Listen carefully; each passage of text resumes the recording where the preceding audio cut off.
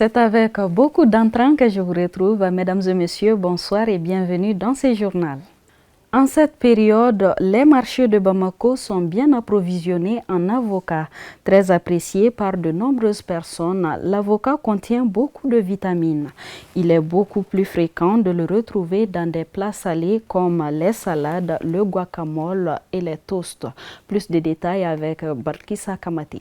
Sous un soleil brûlant, les cris des vendeuses résonnent entre les étals et paniers qui débordent d'avocats. Dans les allées animées de ce marché de Bamako, l'avocat autrefois rare et coûteux est très abondant en cette période. Nous importons de l'avocat depuis la Côte d'Ivoire et nous le revendons ici depuis très longtemps. Je vends des avocats depuis plus de 20 ans. Parce que mon père aussi le vendait. Nous importons de l'avocat depuis la Côte d'Ivoire. Ces vendeurs rencontrent pas mal de difficultés. Nous rencontrons des difficultés au niveau de la conservation parce que nous n'avons pas de chambre froide. Les difficultés que nous rencontrons très généralement, c'est au niveau de la frontière. Les avocats commencent à pourrir à cause du retard du dédouanement.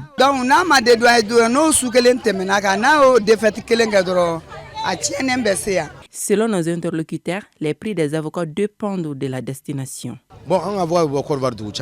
Le sac en gros ou en détail, ça dépend du prix auquel on nous cède le fruit. Les prix varient. Nous vendons 3 avocats à 200 francs.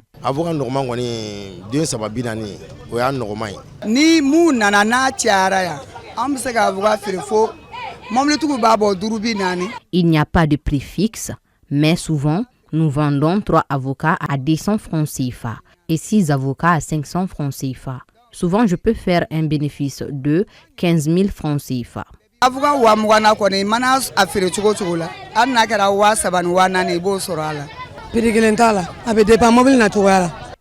Ça dépend aussi de la quantité que nous recevons ici depuis la Côte d'Ivoire. Et les bénéfices varient selon le marché.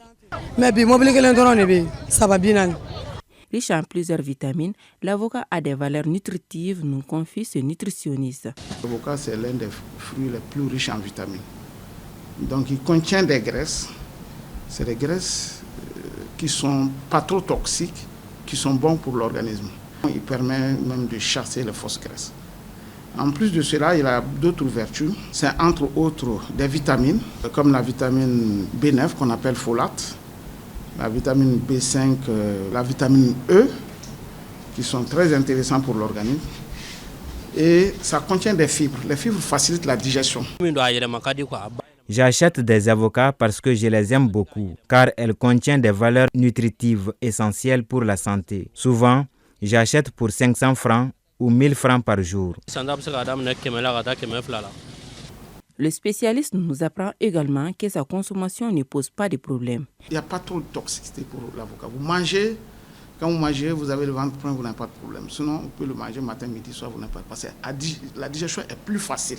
L'avocat est beaucoup bénéfique pour les hypertendus, surtout ceux qui ont les maladies cardiovasculaires. Pour les diabétiques, surtout les diabètes type 2.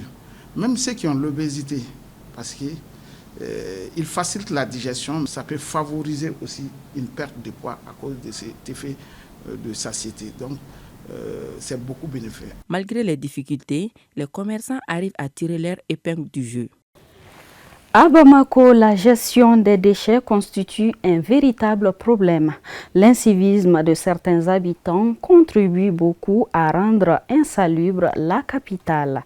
Et cette insalubrité favorise des maladies comme le paludisme et la diarrhée. Tanavet Sangaré s'est intéressé au sujet. Difficile de faire un tour à Bamako sans voir les déchets dans les rues, dans les marigots et sur les artères du goudron. Autrement dit, la ville des Trois Caïmans déborde d'ordures. L'incivisme est la principale cause de cette insalubrité. Ici, à Sébenikoro, Awa Konaté est gargotière. Sur place, on constate qu'elle est entourée de pas mal de déchets et d'eau stagnante.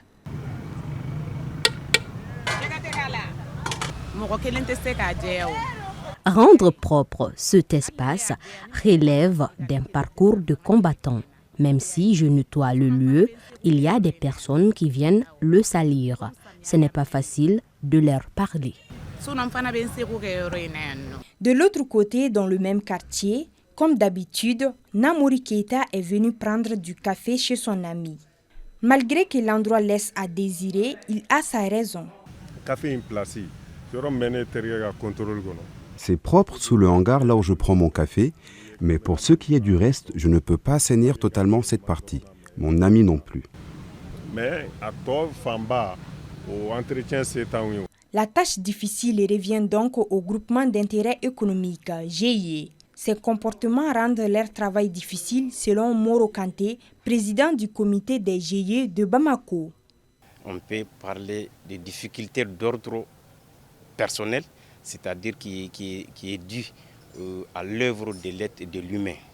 Les populations utilisent anarchiquement les ordures, jettent dans les caniveaux. Nous qui sommes là pour pouvoir évacuer cela, on n'a pas la même mise sur toutes ces activités pour pouvoir rendre l'action plus appropriée.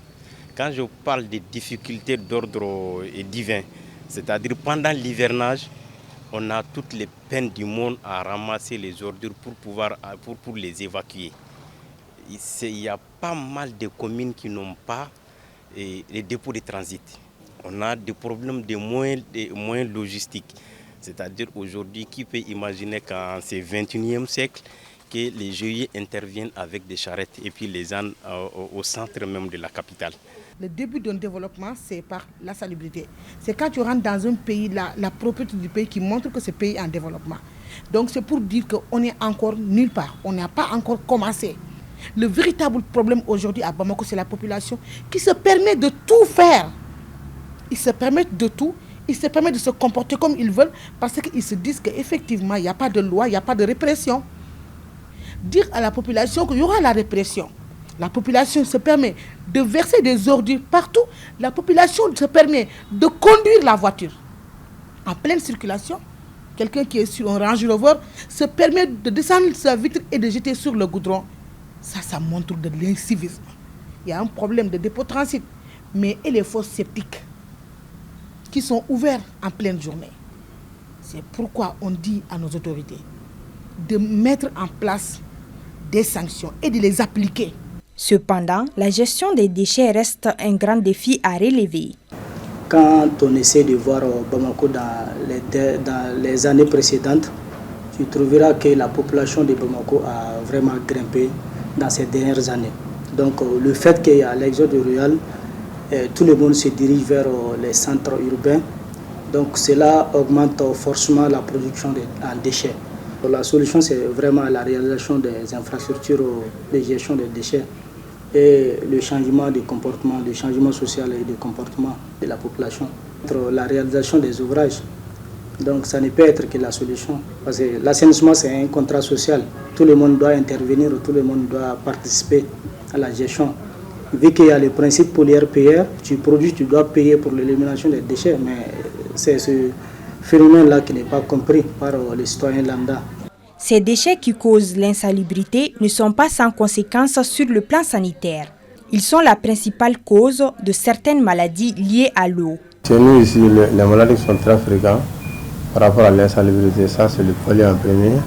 On peut avoir aussi la fièvre typhoïde et puis les gastro-entérites, autrement dit les diarrhées vomissements.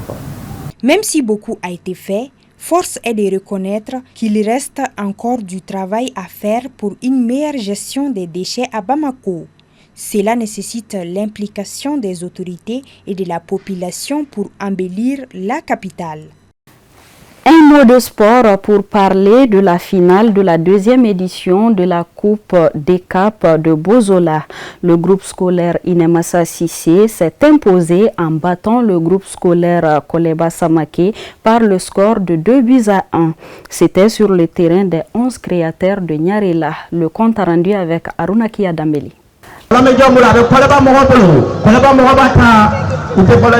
Ce tournoi organisé par la direction du Cap de Bozola a vu compétir toutes les équipes de la commune 2 du district de Bamako. Cette finale a opposé le groupe scolaire Inemassa Sissé de Nyarela en rouge à celui de Koleba Samake de la zone industrielle en bleu. Score final 2-1 en faveur de l'équipe de Nyarela. Je remercie d'abord les DECAP pour l'organisation de cette coupe qui est une cohésion sociale. Et je remercie aussi l'organisation et tout le corps professoral des Cap de Bouzela. Et vivement l'année prochaine. Le but de ce tournoi est de rassembler les élèves autour du football. C'est fait pour réunir les élèves des différentes écoles pour une entente, une cohésion. Comme le dit généralement, le sport c'est fait pour réunir les différentes ethnies, les cultures et l'entente entre les communautés. Étaient présents à cet événement les 13 chefs de quartier de la commune 2 venus encourager les deux équipes.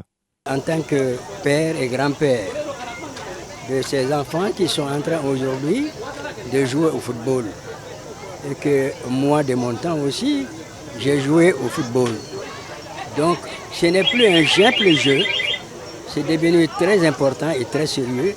Et là il faut remercier maintenant le Cap de Bozola d'avoir songé, d'avoir pensé à rassembler tous ces enfants-là pour une compétition bien précise. Au terme de cette deuxième édition, les deux équipes ont reçu des enveloppes symboliques et le gagnant a remporté la coupe et un ballon. C'est ce qui met fin à ce journal. Merci à vous de l'avoir suivi. Je vous donne rendez-vous demain à la même heure. Plaisir à Dieu.